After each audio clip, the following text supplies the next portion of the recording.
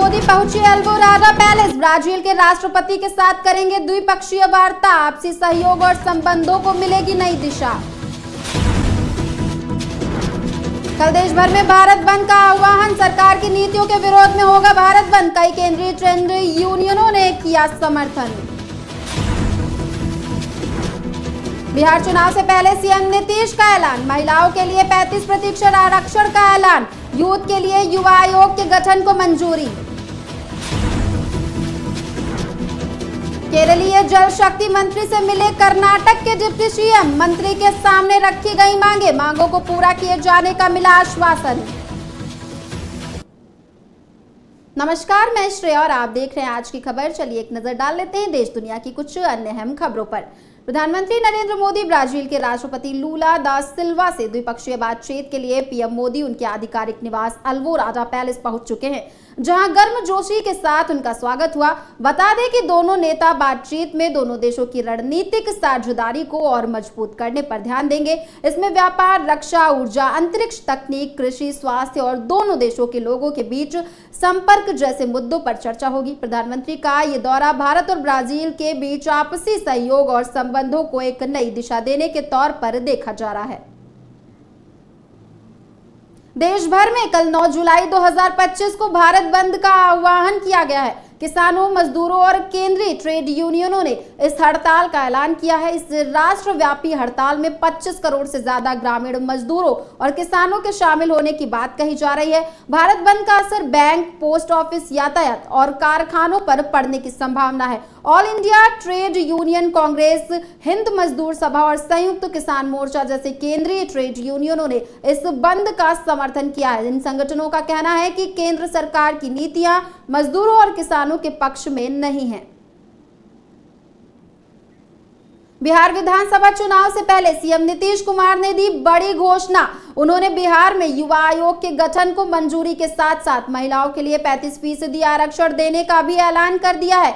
इसे लेकर मुख्यमंत्री नीतीश कुमार ने सोशल मीडिया पर पोस्ट किया है। बता दें कि बिहार युवा आयोग में एक अध्यक्ष, 2 उपाध्यक्ष और 7 सदस्य होंगे, जिनकी अधिकतम उम्र 45 वर्ष होगी। ये आयोग इस बात की जानकारी करेगा कि राज्य के स्थानीय युवाओं को राज्य के भीतर निजी क्षेत्र में रोजगारों में प्राथमिकता मिले। सीएम नीतीश के इन फैसलों की लोग काफी तारीफ कर रहे हैं।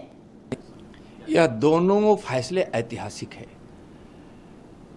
नीतीश कुमार जी के नेतृत्व वाली एनडीए सरकार के कैबिनेट ने युवा आयोग के गठन और सरकारी नौकरियों में महिलाओं के लिए 35% का आरक्षण का निर्णय लेकर बिहार के हित में बड़ा फैसला लिया गया है।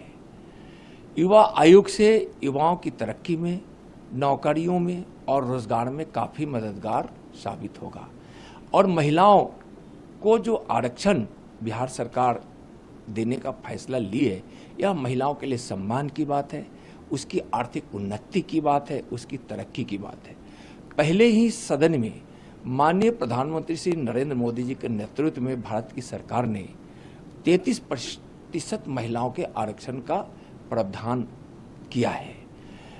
अब माननीय प्रधानमंत्री जी के विकसित भारत का संकल्प जो युवा, महिला और गरीब किसान हैं, जो ये चारों स्तंभ है, उसको भी इस निर्णय से काफ़ी बिहार में मजबूती मिलेगी और विकसित भारत के संकल्प को बिहार भी पूरा करने में काफ़ी कारगर सिद्ध होगा। तो रुख का इक्का तो जरूर साबित होगा, मैं ये मानता हूँ, क्योंकि ये मांग लंबे समय से बिहारी युवाओं की रही। इस मांग को लेकर मैंने भी लंबे समय से बिहार सरकार से आग्रह किया था कि बिहार एक युवा राज्य है, एक बड़ी आबादी बिहार में युवाओं की है। ऐसे में ये युवा अभाव में, व्यवस्था के अभाव में दूसरे राज्य जाने के लिए मजबूर होते हैं, दूसरे देशों में जाने के लिए मजबूर होते हैं, और जिसकी वजह से पलायन पे जिस कदर हम लोग नियंत्रण पाना चाहते हैं वो हम लोग नहीं पा पा रहे। ऐसे में ज़रूरी था एक ऐसी व्यवस्था का निर्माण किया जाए जहां पे युवा अपनी समस्या के साथ जाएं और समाधान लेकर आए। उसके लिए एक युवा आयोग का गठन हो। लंबे समय से लोक जनशक्ति पार्टी रामविलास की ये मांग रही। समय समय पर मैंने भी हर मंच से इस विषय को उठाने का मैंने कार्य किया। मुख्यमंत्री जी से लिखित रूप में मौखिक तौर पर मुलाकातों के दौरान हमेशा मैंने उनसे ये आग्रह किया। सर्वप्रथम मैं अपनी तरफ से, मेरी पार्टी लोक जनशक्ति पार्टी रामविलास की तरफ से मुख्यमंत्री नीतीश कुमार जी को हृदय से आभार देता हूं और उनका हृदय से धन्यवाद करता हूं कि बिहारी युवाओं की इस मांग को उन्होंने सम्मान देने का कार्य किया। और मैं मानता हूं कि आने वाले दिनों में जब हम लोग विकसित देश की कल्पना करते हैं, मेरे प्रधानमंत्री आदरणीय नरेंद्र मोदी जी का जो लक्ष्य है 2047 तक, जिसमें बिहार की एक अहम भूमिका होगी। जब बिहार विकसित होगा तभी देश विकसित होगा और उस विकसित बिहार के निर्माण में इस युवा आयोग की, बिहार युवा आयोग की एक अहम भूमिका होने जा रही है। कर्नाटक के उप मुख्यमंत्री डीके शिव कुमार ने दिल्ली में केंद्रीय जल शक्ति मंत्री सीआर पाटिल के साथ बैठक की। बैठक के बाद उन्होंने बताया कि हमने उन्हें विभिन्न मुद्दों पर अपनी मांगों से अवगत कराया, जिसमें कृष्ण जल का पुरस्कार भी शामिल है, जिसे केंद्र द्वारा पारित किया जाना है। उन्होंने कहा कि इसे न देने का कोई सुप्रीम कोर्ट का आदेश नहीं है। उन्होंने कहा कि जल मंत्री ने आश्वासन दिया है कि वो जल्द से जल्द एक बैठक आयोजित करने जा रहे हैं, जिसमें इसको लेकर फैसला लिया जाएगा। इसके अलावा शिव कुमार ने कहा कि हमने उन निधियों का भी अनुरोध किया है जिनका उन्होंने पहले बजट में 5200 करोड़ रुपए का वादा किया था। Meeting with the Honorable Minister for Water Resources and Jal Shakti and Mr. State Minister for Jal Shakti, Mr. Somana also was there. We apprised him, we requested whatever demand on various issues, including the award of this Krishna water, which has to be passed by the central government. There is no Supreme Court order not to award it. We apprised him. Twice the meeting was being scheduled, but due to some interference, I don't know, but it was been postponed. We are requested again. The Honorable Minister has assured that he is going to conduct a meeting as early as possible, number one. Number two, connected to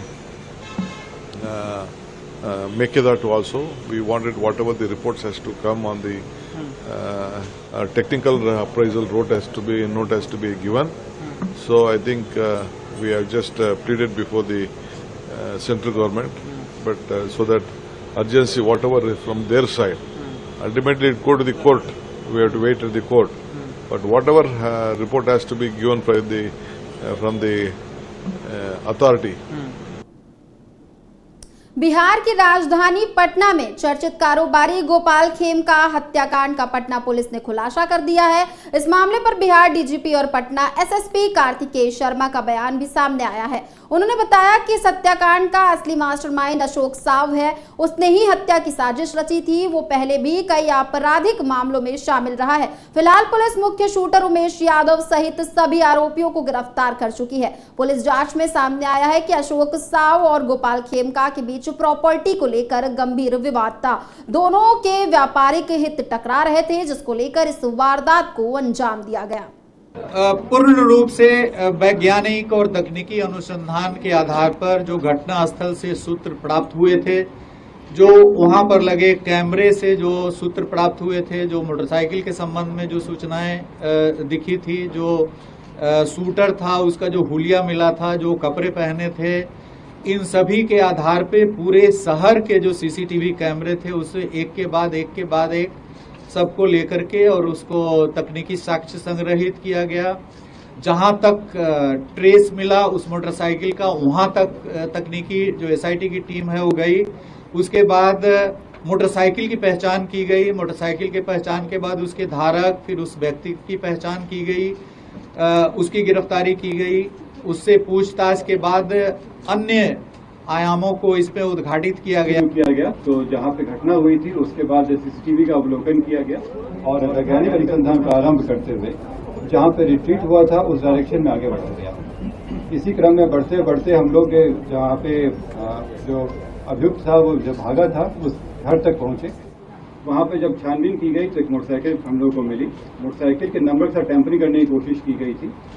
जब उस motorcycle के पास वाले घर की search की गई तो उस घर से जो अभियुक्त जो कपड़ा पहने हुए थे वो बरामद हुआ, जो जूता बरामद हुआ, मास्क बरामद हुआ। उस घर में जो व्यक्ति थे उनको लाया गया पूछताछ करने के लिए। उनका नाम उमेश यादव। जब उनसे गहन पूछताछ की गई, इसके बारे में कड़ाई से पूछताछ की गई, तो उनके द्वारा इस घटना की संलिप्तता स्वीकार की गई। साथ ही में उनके द्वारा बताया गया कि इस घटना में जो उनके द्वारा इस्तेमाल किया गया हथियार था वो घर में छिपा के रखे हैं। ये जब उनको बताया गया, उसमें उनके घर के ऊपर वाले फ्लोर में, जो उनके भाई का फ्लोर है, घर है, उसमें ये बंद कमरे में रखे हुए थे। उस जगह की जब छानबीन की गई तो इनके घर से 59 राउंड गोलियां बरामद हुई। 56 राउंड 7.6 का था और 3 गोली 9mm का था। केरल में पथानामथिट्टा के कोनी के पास पय्यानुमेन में बीते दिन एक खदान में भारी चट्टान गिरने से एक श्रमिक की मौत हो गई और एक अन्य फंसा हुआ है। बता दें कि ग्रेनाइट खदान में खुदाई करने वाली मशीन काम कर रही थी। उसी वक्त एक बड़ा पत्थर उखड़कर मशीन पर गिर गया, जिसकी वजह से श्रमिक मलबे में दब गया और खुदाई करने वाली मशीन भी कुचल गई। राहत बचाव दल ने बाद में मृतक का शव बरामद कर लिया है, जबकि दूसरा अभी भी बड़े पत्थरों के नीचे फंसा हुआ है। कोलकाता के लॉ कॉलेज में गैंगरेप के मामले को लेकर फैक्ट फाइंडिंग कमेटी का गठन किया गया है। जांच को लेकर कमेटी के सदस्य सत्यपाल सिंह का बयान सामने आया है। उन्होंने मामले में हुई लापरवाही और मिलीभगत पर सवाल खड़े किए हैं। उन्होंने कहा कि वो आरोपी जिसके खिलाफ पिछले इतने सालों में 11 मामले दर्ज हुए हैं, उसे लॉ कॉलेज के अंदर भर्ती कैसे किया गया।